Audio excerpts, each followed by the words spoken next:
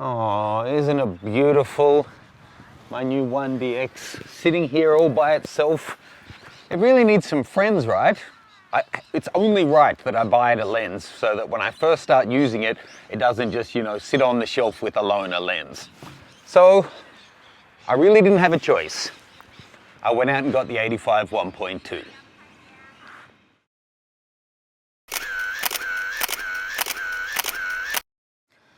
Okay, so those of you who follow that Nikon Guy would know that I'm a people photographer and that the 85mm is one of my favorite focal lengths to work with. The Nikon 85 1.4G is actually one of my favorite lenses, full stop, ever, period. I absolutely love it.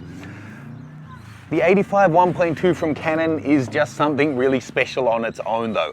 I did a video a while back, I think it was called Lensporn, and that's how my Instagram handle Lensporn got started. Comparing these two, and the 1.2 is just something else. It's not cheap, it is big, it is a lot more expensive than the 1.8 that they offer, but wide open, 1.2, 1.4, it is sharper than the Nikon one, and it's just a joy to shoot with.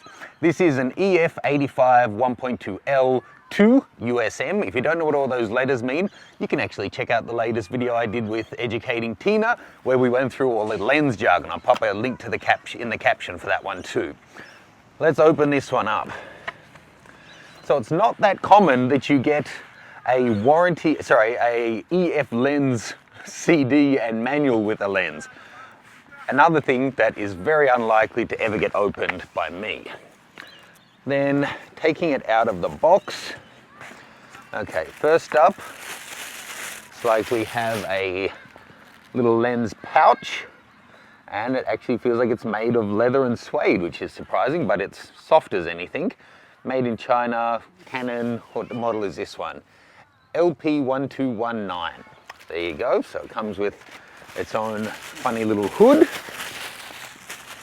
and then, with the case, and it comes with the hood. Now this has a really unusual hood in that the front of the lens actually moves around, and so does the hood when you move it. Then bringing out the lens itself, it's heavy.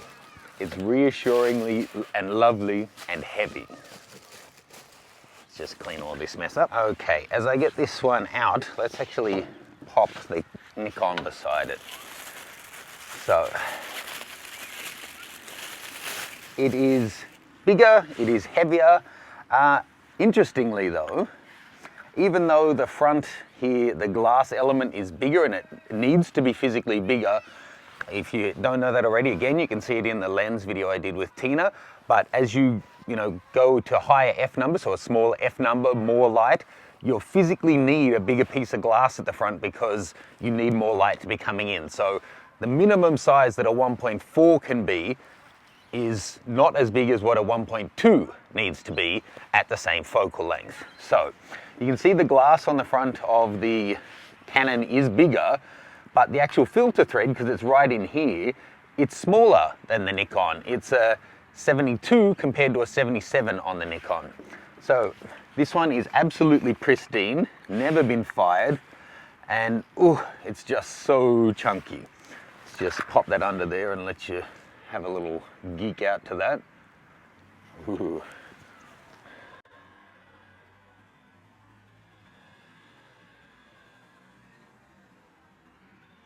Serious piece of glass.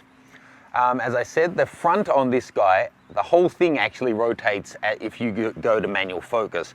So the hood, rather than turning on, it actually clips on, and then as you turn it, the whole hood moves. One thing that probably, other than the price, that I don't love about this Canon lens, having used it a fair bit and tested it, is that it's focused by wire.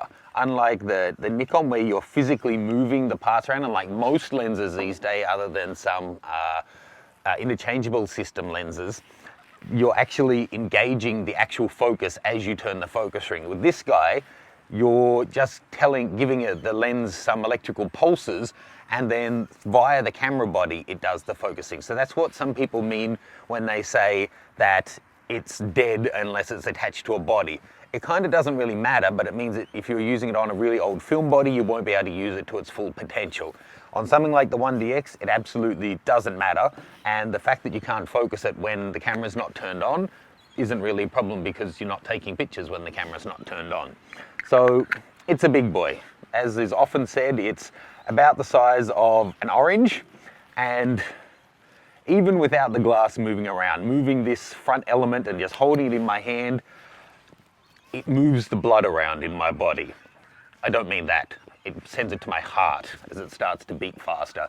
It's just a beautiful lens, and it's almost reason enough to move to Canon on its own. Such a beautiful lens.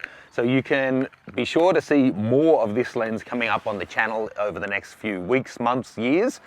Leave me any questions or comments. If you have this one, if you want to see any particular head-to-heads, I am hoping to do a new head-to-head with this one, the Nikon and the Sigma.